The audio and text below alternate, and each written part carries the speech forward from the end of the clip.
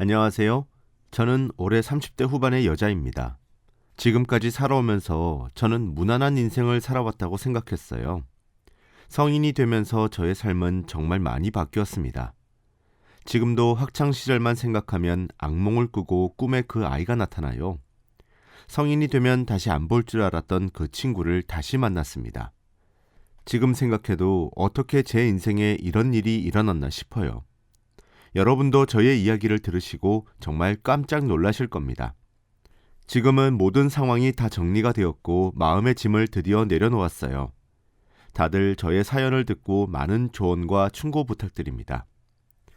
저는 어렸을 적 정말 힘들게 살았어요.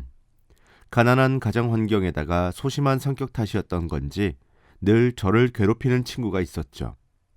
저희 동네가 워낙 작아서 같은 병원에서 태어나고 같은 학교를 입학하고 졸업해요. 그래서 다들 누가 누군지 알고 그 집 부모님이 무슨 일 하는지 다 압니다. 그렇다 보니 버스 기사를 하고 있는 저희 아버지와 술집을 운영하고 계시는 저희 어머니는 친구들에게 놀림거리가 될 수밖에 없었죠. 친구들의 부모님도 자기 자식들 보고 저와 놀지 말라고 으름장을 놓을 정도였습니다. 저희 어머니가 저희 동네에서 가장 유명한 술집을 운영하고 계신데 그런 위험한 곳이 아니었어요. 그저 소박한 안주와 술을 파는 동네에서 흔한 음식점이었습니다. 그런데 옛날 시골 사람들의 인식은 전혀 그렇지 않았죠. 자기 남편들이 회사를 마치고 저희 어머니 식당에 와서 회식을 한다며 저희 어머니를 구박하기도 했고, 그리고 술을 판다며 저희 어머니를 험담하는 말도 많이 했습니다. 저는 그런 모습을 보고 정말 많이 억울했어요. 저희 어머니는 단 한 번도 저에게 부끄러운 행동을 하지 않았습니다. 가끔씩 정말 이상한 아저씨 손님들이 오긴 하지만 저희 어머니는 그 아저씨들에게 단 한 번을 웃어주지 않았어요. 아저씨들은 저희 어머니에게 술을 좀 따라보라며 이상한 말도 하셨지만 어머니는 들은 채도 하지 않았고 그런 손님들은 돈도 받지 않고 내쫓았습니다. 그런 모습을 제가 아는데 저희 어머니가 부끄러울 리가 있나요? 오히려 너무 자랑스러웠습니다. 저희 아버지도 저희 어머니와 금슬이 너무 좋으셨고 저는 부모님을 보는 낙으로 하루하루를 버텼던 것 같아요. 그런데 저는 학교에서 이미 저희 집안이 다 소문이 나서 친구들이 아무도 제 곁으로 오지 않았습니다. 책상에는 저를 놀리는 말들로 잔뜩 낙서가 되어 있었고 제가 화장실을 가면 기어코 따라와서 대놓고 욕을 하더군요. 야, 쟤네 엄마 술집 여자래. 얼마 전에 우리 엄마가 봤다는데 쟤네 엄마 모르는 아저씨랑 단 둘이서 술 먹고 있었다더라. 혹시 아니? 제 아빠가 친아빠가 아닐 수도 있지 않아? 저는 그 말을 제 앞에서 하는 친구를 보고 분노를 삭힐 수 없었어요. 저를 욕하는 건 다 참아도 부모님을 험담하는 건 도저히 참을 수 없었습니다. 그래서 저도 모르게 그만 그 친구의 머리에 걸레를 빨던 양동이를 들이부어 버렸어요. 그 아이는 검은 꾸중물로 온몸이 젖었고 저는 순간 무언가 잘못되었음을 느꼈습니다. 그리고 저희는 교무실로 가서 혼이 났죠. 그 아이의 부모님과 저희 부모님이 왔어요. 그리고 저에게 왜 그런 짓을 했냐고 물었습니다. 저는 아무 말도 하지 못했어요. 제가 이 이야기를 하면 부모님이 속상해하실 것 같았거든요. 그런데 제가 아무 말도 하지 못하니 옆에서 그 아이는 거짓말을 하기 시작했습니다. 선생님, 저 그냥 친구들이랑 수다 떨고 있었는데 얘가 갑자기 저한테 이 짓을 했다니까요. 저 너무 억울해요, 선생님. 그 애는 눈 하나 깜빡이지 않고 자신은 죄가 없다고 했습니다. 모두들 저를 쳐다보며 그게 사실이냐고 물었지만 저는 아니라고 대답할 수 없었죠. 그럼 제가 들은 이야기를 모두 말해야 하니 말입니다. 저는 제가 징계를 받는 것보다 부모님이 속상해하실 게 더 걱정되었어요. 그래서 끝까지 아무 말도 하지 않고 학칙에 따라 징계를 받았습니다. 저는 지금까지도 후회 없어요. 그 말을 듣는데 어떤 자식이 화를 안 내겠습니까? 내심 후련하기도 했고요. 그렇게 저는 징계를 받았지만 거기서 끝이 아니었습니다. 저에게 꾸중물을 들이받은 그 친구는 저를 본격적으로 괴롭히기 시작했어요. 아직도 분이 풀리지 않았는지 저를 다양한 방법으로 놀렸죠. 신발을 버린다든지 교과서를 찢어놓는다든지 등등 말이죠. 처음에는 한두 번 하다가 말 줄 알고 관심을 주지 않았습니다. 그런데 제가 반응이 없으니 점점 수위는 세졌고 점점 감당하기 힘들더라고요. 너무 힘들었고 학교 가는 게 너무 고통스러웠습니다. 매일 등교를 하면 제 책상은 부모님과 저의 요구로 낙서가 되어 있고 의자는 나사가 빠져 있으니 제대로 앉지도 못하니 저는 매일 지옥 같은 삶을 살았어요. 지금 생각해도 눈물이 납니다. 그날도 여느 때와 다름없었어요. 아침에 눈을 뜨고 학교를 갔습니다. 그런데 제가 반 문을 열고 들어가면 다들 저를 위아래로 훑는데 그날은 저를 보고 아무런 반응이 없더라고요. 갑자기 분위기가 바뀌어서 너무 당황스러웠죠. 제 자리에 성큼성큼 걸어갔고 저는 책상을 보았습니다.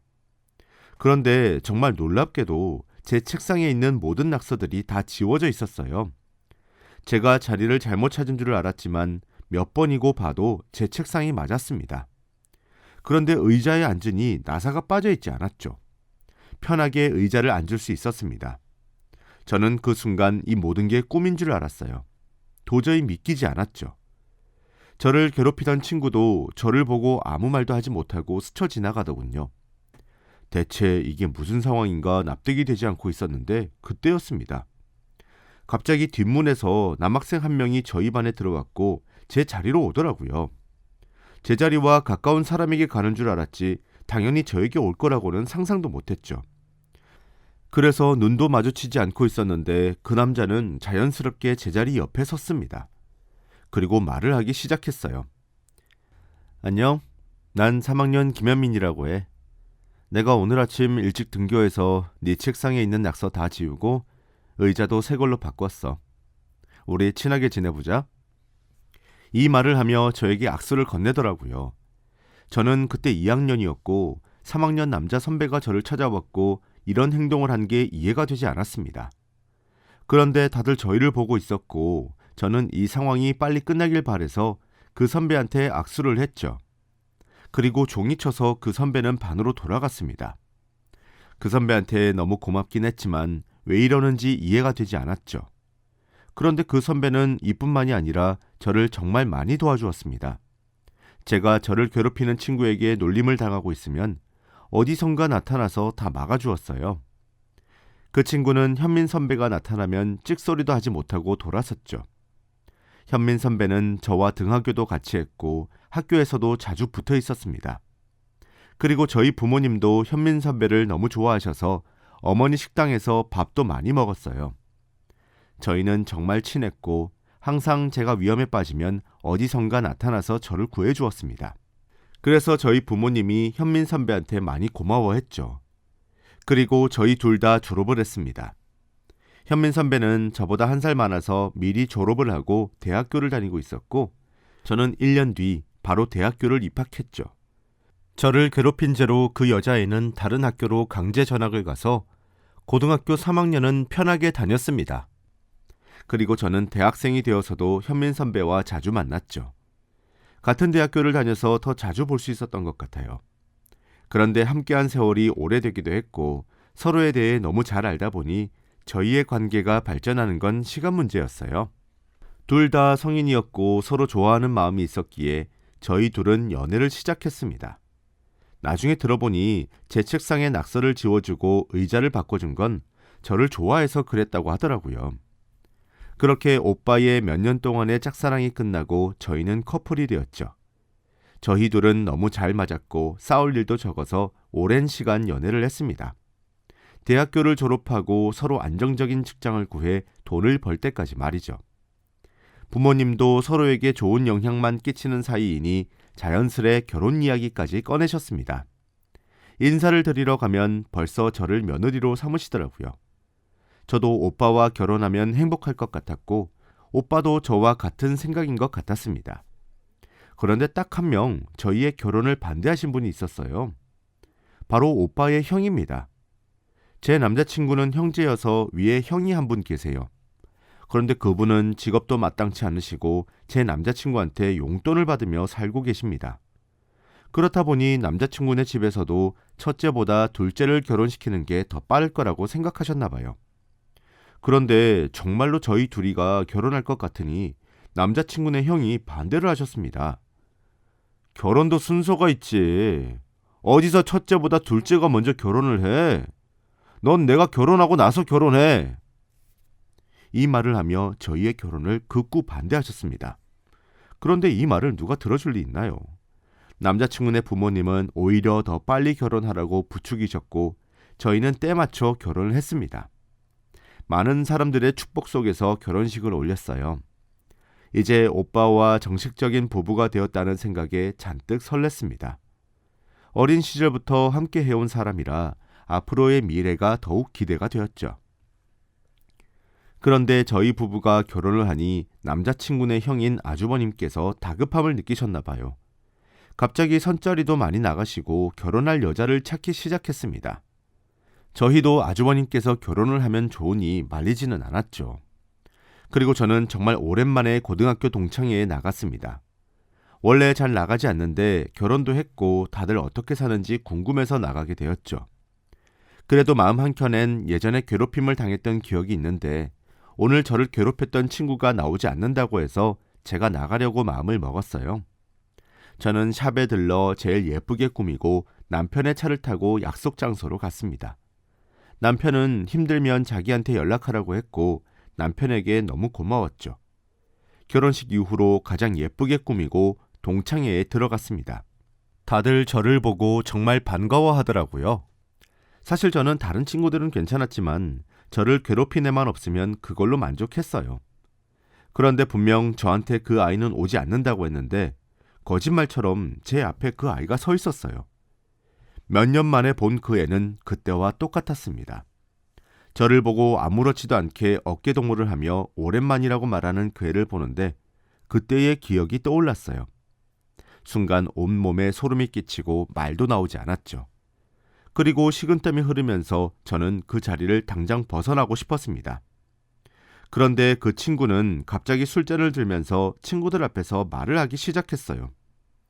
그 애의 손은 제 어깨 위에 있었고 저는 바르르 떨고 있는데 그 친구는 친구들 앞에서 충격적인 말을 했습니다. 야, 내가 과거에 조금 장난이 심했는데 오늘을 기회로 너한테 다 사과할게. 애들 앞에서 자존심 굽히면서 사과하는 거 힘든 거 알지? 사실 나 곧 결혼하는데 네가 내 결혼식 찾아와서 난동 피울까 봐 그래. 우리 과거 일 싹 다 잊고 잘 지내보자. 이 말을 하며 친구들과 다 같이 술을 마시는데 저는 숨이 잘 쉬어지지 않았고 심장이 미친 듯이 뛰었어요. 그리고 친구들은 다 저를 쳐다보며 그 애의 사과를 받아주라고 하는데 얼척이 없었죠. 저는 그때 깨달았습니다. 제가 그 애한테 괴롭힘을 당할 때 그 자리에 있던 다른 친구들은 다 방관을 했었다는 사실을 말이죠. 아무도 저에게 손을 내밀지 않았고 그 애의 말에 다 복종했었습니다. 생각해보면 학창시절 때 저를 도와준 사람은 남편밖에 없는데 말입니다. 그런데 전 그걸 잠시 잊고 바보처럼 이 자리에 나온 거예요. 저는 그 애의 사과를 받아줄 생각이 전혀 없었습니다. 괜찮아진 줄 알았던 과거의 아픔이 다시 떠오르기 시작했거든요. 저는 그대로 그 애의 손을 뿌리치고 그 자리를 뛰쳐나갔어요. 그리고 남편에게 전화를 해 데리러 와달라고 부탁했죠. 몇 분 뒤 남편이 왔고 식은땀이 잔뜩 흐른 저를 보고 놀라했습니다. 그동안 제가 겪었던 모든 일을 다 알려주었죠. 남편은 저의 이야기를 듣고 많은 위로를 해주었고 저는 다신 동창회에 가지 않겠다고 다짐했습니다. 그리고 저는 금방 일상으로 돌아왔어요. 회사도 다시 잘 다녔고 결혼 생활도 문제 없었죠. 그런데 이런 상황에 아주버님께서 결혼을 한다고 했어요. 누군가 만나고 있다는 건 알았지만 사귄 지 얼마 지나지 않아 결혼을 한다고 하니 저와 남편이 말렸죠. 그런데 결혼이 당장 급한 아주버님께서 저희의 말을 들으실 리가 있나요? 그저 하루라도 빨리 결혼을 하고 싶다고 하셨습니다. 결국 저희는 결혼을 하기 전 아주버님의 상견례 자리에 참석했어요. 대체 어떤 여자길래 아주버님과 결혼을 한다고 하는지 궁금했거든요. 저와 남편은 단정하게 꾸미고 상견례 자리에 나갔습니다. 식당 문을 열고 자리로 가는데 저는 맞은편에 앉아있는 사람을 보고 경악을 금치 못했어요. 그 여자도 저와 남편을 보고 굉장히 놀랐습니다. 아주버님과 결혼할 사람은 바로 저를 괴롭혔던 애였거든요. 동창회 때 만나고 처음 보는 거였는데 어떻게 이 자리에서 만날 수 있나요? 저는 말도 나오지 않았고 당장이라도 그곳을 벗어나고 싶었습니다. 남편도 제가 불안해하는 걸 아는지 옆에서 제 손을 잡아주더군요. 그렇게 상견례 자리가 끝나가는데 남편이 참다 말을 했어요. 이 결혼을 반대한다고 말입니다. 아주버님은 남편의 말을 듣고 폭발하셨어요. 넌 내가 잘 되는 게 보기 싫니? 어떻게 형이 결혼한다는데 반대를 해? 그렇게 남편은 과거 저와 그 애가 어떤 사이였는지 다 말해주었어요. 저를 괴롭혔던 과거 이력에 대해 늘어놓았죠. 이 말을 하니 분위기가 차가워지긴 했습니다. 그런데 이 상황에서 그 애는 아무 말도 없었고 그저 땅만 쳐다봤어요. 그 순간 시어머니는 한숨을 쉬시며 무슨 말씀을 하려고 하셨는데 그때 그 애가 충격적인 말을 하기 시작했습니다. 저 임신했어요. 그 순간 그곳의 분위기는 더 얼어붙었어요. 다들 할 말을 잃었고 어떻게 해야 할지 고민을 하고 있었죠. 그 애는 아주버님의 아이를 가졌다고 했고 아들이라고 했습니다. 그런데 시어머니는 저희가 예상한 반응이 아니었어요. 당연히 과거에 저를 괴롭힌 가해자이니 집안에 들이지 않으려고 할 줄 알았어요. 그런데 그게 아니었습니다. 아주버님과 결혼을 시키겠다고 했죠. 이유는 바로 임신이었습니다. 사실 제가 임신이 어려운 몸이에요. 시어머니가 간절히 바라셔서 산부인과에 주기적으로 방문해서 인공수정을 하는데 뜻대로 되지 않았습니다. 그렇다 보니 어머니도 손주가 간절하셨을 거예요. 그래서 그 애를 며느리로 삼는다고 했습니다. 남편은 그런 시어머니께 큰 소리를 내며 안 된다고 집안 망신이라고 화를 냈지만 시어머니는 뜻을 굽히지 않았죠.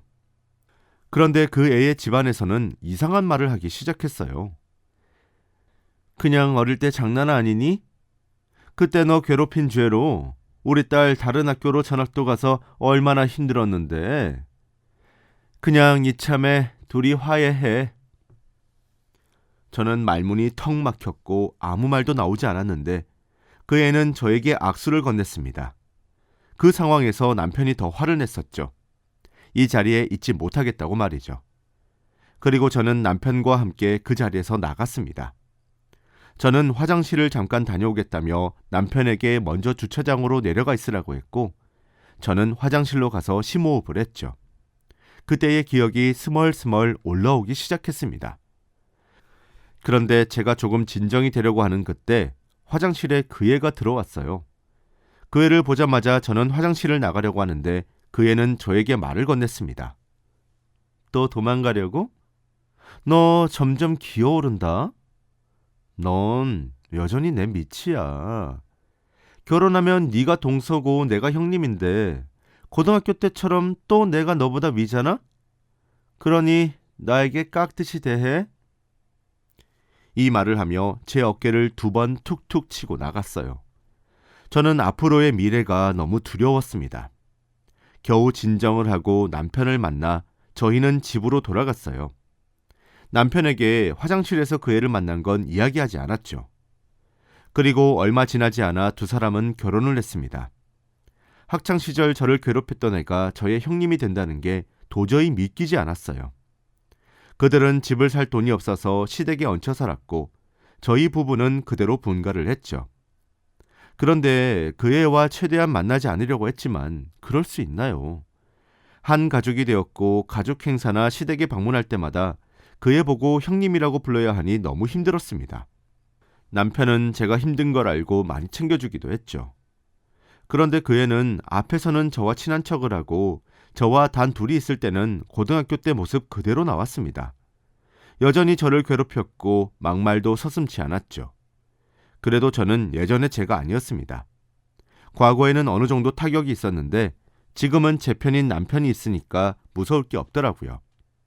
그래서 저는 그 애의 말을 한 귀로 듣고 한 귀로 흘리는 습관이 생겼습니다. 그 애도 이런 저의 모습을 보고 화가 났는지 더 심하게 했지만 저는 아랑곳하지 않았어요. 그런데 어느 날이었습니다. 갑작스레 시어머니께서 온 가족을 다 소집했고 중요한 이야기를 꺼내셨어요. 한 식탁에 5명이 둘러앉았고 시어머니는 입을 여셨습니다. 그런데 어머니가 하신 말씀은 정말 충격적이었어요. 바로 재산에 대한 이야기였거든요. 시어머니의 재산은 정말 어마무시하게 많으십니다. 저희가 감히 상상을 할 수 없는 금액이에요. 그런데 시어머니가 최근 들어 건강이 많이 안 좋아지셔서 곧 이 재산을 누군가에게 상속을 해야 하는데 첫째와 둘째 비율을 어떻게 해야 할지 정하지 못했다고 합니다. 앞으로 남은 시간 동안 하는 거 봐서 비율을 나누겠다고 하셨죠. 그 말을 하는데 아주버님과 그의 눈빛이 굉장히 초롱초롱해졌습니다. 사실 저와 남편은 돈 욕심이 없어서 시어머니의 재산이 탐나지 않았어요. 그런데 그 많은 재산이 아주버님 댁으로 가서 그들이 행복해질 걸 생각하니까 배가 아플 것 같더라고요. 그래서 어떻게 해서든 아주버님 댁보다 더 많은 재산을 상속받아야겠다고 생각했습니다. 남편도 저와 같은 생각이었고 저희는 그날부터 시어머니와 많은 추억을 쌓기 위해 시댁에 자주 방문했어요. 쉬는 날이면 시댁에서 잠도 자러 가고 다 같이 밥도 먹었어요. 그렇다 보니 아주버님 부부와 같이 마주치는 순간들이 많더군요. 남편이 저보다 더 일찍 퇴근하면 시댁에 먼저 가서 저를 기다리고 있고 제가 먼저 퇴근하면 제가 먼저 시댁에 가 있습니다. 그런데 제가 퇴근을 하고 시댁에 와서 손님 방에 잠깐 누워 있었는데 그만 잠이 들고 말았어요.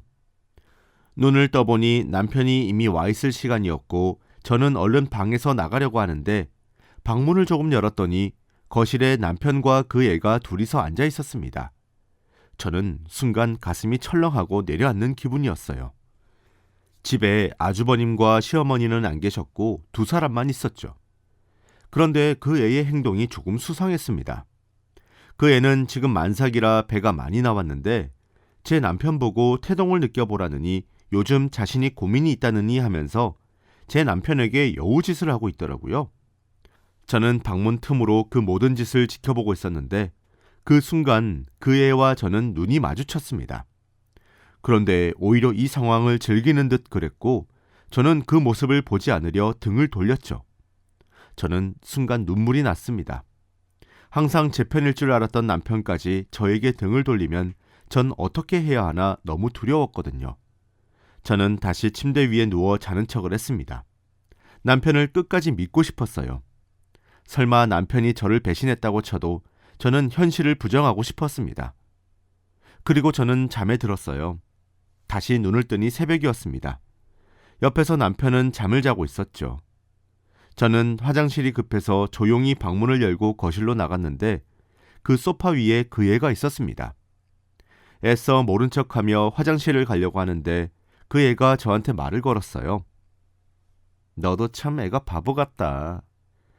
네가 좀 바보 같아도 괴롭히는 맛이 있어서 그만둘 수가 없어. 이 말을 하며 저를 농락하기 시작했죠. 그 애는 저보고 눈치껏 이혼하라고 했습니다. 제 남편과 자신이 깊은 사이라고 했고 저와 헤어지게 한 후 혼자 시어머니 재산을 다 먹을 거라고 했죠. 저는 말이 나오지 않았습니다. 저는 그때 깨달았어요. 이제 더 이상 도망칠 곳은 없다고 생각이 들었습니다. 저는 억울해서라도 남편과 헤어지지 않을 거라고 말했습니다. 제가 피할 이유는 없었고 그 애와 싸우기 위해선 저도 당돌해져야겠다는 생각이 들더라고요. 그리고 그때 처음으로 그 애의 두 눈을 똑똑히 쳐다보며 말대꾸를 했습니다. 정말 심장이 많이 뛰고 제가 무슨 말을 하는지 몰랐지만 그래도 한 방 먹인 것 같았죠. 그 애는 동공이 흔들리며 제 말에 당황했고 그대로 방으로 들어갔습니다. 그리고 저는 그때부터 그 애한테 복수를 하기로 다짐했어요. 저는 남편에게도 실망을 많이 했습니다.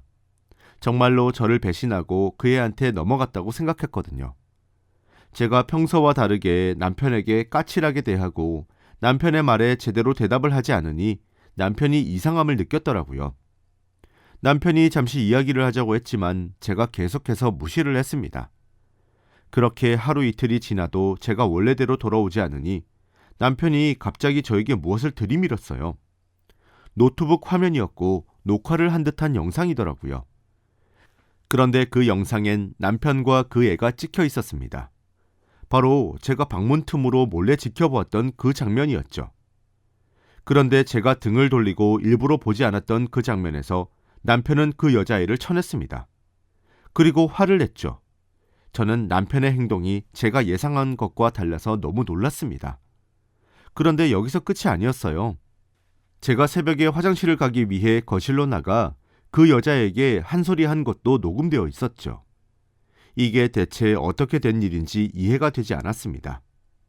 그런데 이건 다 남편이 녹화를 하고 녹음을 한 거였더라고요. 일부러 이 모든 걸 시어머니께 보여주고 그 애의 실체를 밝혀 재산을 상속받지 못하고 이혼을 하게 만들자고 했습니다. 남편은 제가 무슨 오해를 하고 있었는지 다 알고 있었고 저에게 되려 미안하다고 사과를 하더라고요. 저는 남편을 보고 할 말이 없었습니다. 남편은 저를 안아주며 평생 저를 배신할 일은 없을 거라고 했고 자신을 더욱 믿어달라고 했죠. 저는 남편에게 너무 미안했습니다. 남들이 다 저를 괴롭힐 때 유일하게 손을 내밀어준 사람인데 제가 그걸 잠시 잊고 있었어요. 저는 남편이 없었으면 정말 힘들게 살았을 텐데 말입니다. 남편한테 너무 미안해서 저도 모르게 눈물이 흘렀죠. 저희 부부는 그렇게 화해를 하고 다시 제대로 된 복수를 위해 이를 갈았어요. 그리고 모든 식구들이 한자리에 모였을 때 그 영상을 보여주었습니다. 그런데 영상이 재생될수록 그 애의 표정이 좋지 않았죠. 그리고 영상을 끌려고 굉장히 노력을 하더라고요. 시어머니가 결국 손대지 말라고 한 소리를 하고 나서야 깨갱했습니다. 그런데 아주버님도 화가 많이 나셨어요.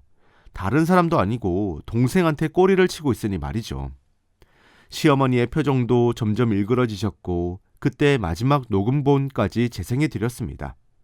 그리고 남편은 시어머니를 설득했어요. 어머님, 이건 아니잖아요. 이렇게 흑심 가득한 사람한테 재산을 상속해 주시고 싶으세요? 그리고 저희 아내 어렸을 때부터 얼마나 힘들게 살았는데요. 형 이혼하게 하고 당장 저희 집에서 내쫓아내요. 그런데 이 말을 함과 동시에 그 애가 오히려 언성을 높이며 말하기 시작했어요. 차, 이렇게까지 해서 저를 내쫓고 싶었어요? 근데 어째요? 쟤는 임신을 하지 못하고 저는 곧 이 아이를 출산하는데 시어머니가 손주 있는 집에 재산을 더 주고 싶겠어요? 아니면 아이도 없는 집안에 재산을 더 주고 싶겠어요? 이런 말을 하며 반성의 모습은 단 한 군데도 없었습니다. 정말 속에서 천불이 나는 기분이었죠. 그런데 시어머니는 이 상황에서 아무 말도 하지 않으시고 고민을 하고 계셨습니다. 저는 마지막 비장의 무기를 꺼내기로 했어요. 식탁 위에 조심스레 사진 한 장을 올렸습니다. 그리고 시어머니의 표정을 보니 굉장히 기대에 찬 눈빛이었어요. 그러면서 저에게 제 거냐고 물어보시더라고요. 제가 식탁에 올린 사진은 바로 초음파 사진이었습니다. 얼마 전에 알았어요. 바로 제가 임신을 했다는 사실을 말입니다. 일부러 가족들에게 티도 내지 않고 남편과 조용히 둘만 있었어요. 그런데 이제는 밝혀야 할 때인 것 같아 시어머니께 알렸고 시어머니는 너무 기뻐하셨습니다. 그 순간 시어머니는 결정을 하신 것 같았어요. 그리고 말씀하셨습니다. 너 당장 이 집에서 나가라! 바로 그 애를 가리키며 말하셨죠. 그 애는 말도 안 된다며 기겁을 했지만 시어머니는 이 말만 하시고 초음파 사진만 보셨죠. 그런데 이 상황에서 아주버님도 아내한테 실망을 많이 했는지 이혼을 하자고 했어요. 아주버님은 이혼을 하고 당연히 시댁에서 시어머니와 함께 살 줄 알았나 봅니다. 그런데 시어머니는 갑자기 아주버님을 가리키며 말했어요. 너도 같이 나가. 시어머니는 아주버님을 이제 아들로도 대하지 않을 거라고 했어요. 자신한테 아들은 둘째인 제 남편밖에 없다고 말입니다. 시어머니의 이런 단호한 행동에 저와 남편이 얼마나 통쾌했는지 몰라요. 그 뒤로 그 애와 아주버님은 집에서 쫓겨났어요. 저는 임신에 다시 집중을 했고 그들이 어떻게 사는지 전혀 궁금하지 않았습니다. 그렇게 반년 정도가 흐른 것 같아요. 저도 어느 정도 배가 나왔고 남편도 저를 지극정성으로 돌봐주었습니다. 그런데 어느 날이었어요. 갑자기 시어머니가 연락이 와 급하게 시댁으로 가니 바로 아주버님이 계셨습니다. 그날은 비가 많이 왔는데 비에 홀딱 젖은 채로 시댁에 오셨더라고요. 반년 만에 본 아주버님은 고생을 많이 하셨는지 얼굴이 많이 상해 있었습니다. 그런데 그때 아주버님은 주저앉아 펑펑 우셨고 신세 한탄을 하기 시작했죠. 아주버님의 말을 귀 기울여 듣는데 정말 충격적이었습니다. 바로 그 애가 낳은 아이가 아주버님의 자식이 아니었다고 해요. 처음에는 아이를 낳고 셋이서 힘들지만 잘 버텨보려고 했대요.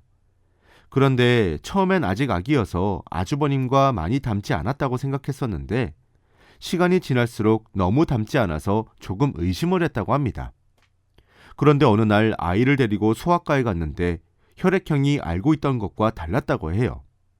그래서 아주버님이 검사를 진행해 보니 도저히 그 애와 아주버님 사이에서 나올 수 없는 혈액형이었다고 합니다. 결국 빼도 박도 못한 증거에 다른 남자의 아이라는 사실을 인정했고 결국 이혼을 하기로 했다고 해요. 그 말을 듣는데 안타깝긴 했지만 솔직히 고소했습니다. 그렇게 저희가 결혼을 반대했을 때 오히려 저희 보고 큰소리 치시더니 이제서야 정신을 차리신 거죠. 시어머니는 그 자리에서 아주버님의 등짝을 마구 때렸고 집에서 다시 내쫓았습니다. 그리고 한숨을 푹 쉬며 이런 아들을 둔 게 쪽팔린다고 했죠.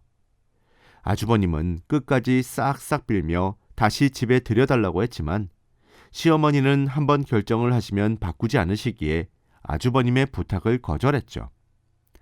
다시 아주버님은 집에서 쫓겨나게 되었답니다. 그런 일이 있고 몇 개월 후 저는 출산을 했어요. 건강한 왕자님을 낳았고 저보다 시어머니가 더 좋아하세요. 그 모습을 보고 있으면 왠지 모르게 뿌듯합니다. 그런데 얼마 전부터 시어머니의 건강이 좋지 못하세요.